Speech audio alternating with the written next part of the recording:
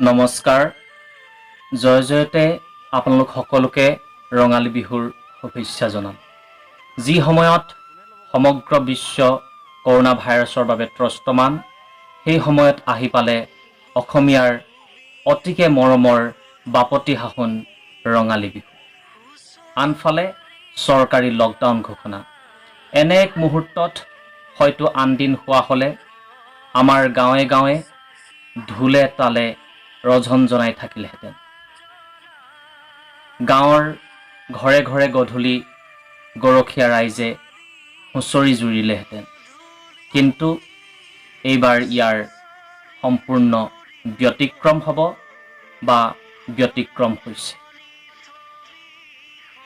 এইবাৰ অসমীয়া ৰাইজে মানৱ জাতিক ৰক্ষা কৰাৰ বাবে সংকল্প লৈছে।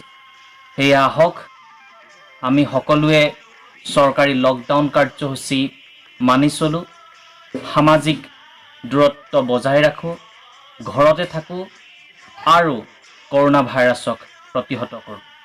পুনৰবাৰ জ্যেষ্ঠজনক মই সেৱা জনাইছোঁ।